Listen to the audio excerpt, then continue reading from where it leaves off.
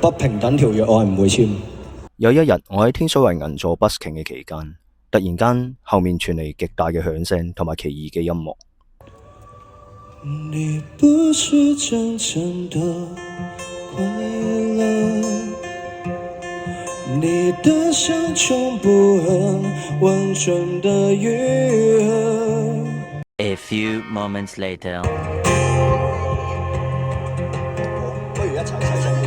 跟住我哋開始玩第二首歌嘅時候，一名黃衣女子行過嚟，我心諗太好啦，我哋終於有談判嘅窗口啦。唉，係我天真，係我傻。你太大聲，會差人嚟㗎，會啊！得唔得？但係你都係第一嚟啫嘛。嚇？入紙幅牆嚟嘅，我唔知喎。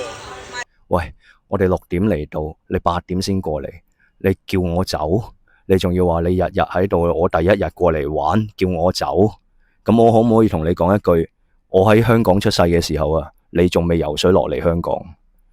大家唔好誤會，我唔係歧視某個地方嘅人，同埋我唔會歧視任何一個地方嘅人，只不過呢個黃衣女子嘅所作所為，值得我哋去歧視。傾一個大家都 OK 嘅方案，因為咧我哋個位置咧，如果嗰個位置會唔會都係你哋有跳到舞咧？然後佢拋下咗一句狠話，就返返去佢嘅大媽勁舞團嗰度繼續跳老舞。即係大家俾差人講嘅。原本就唔係。much later。好，我哋都細聲咗啦，係，咁就其實我覺得都好似冇細聲到。嚟啊！不平等條約我係唔會簽。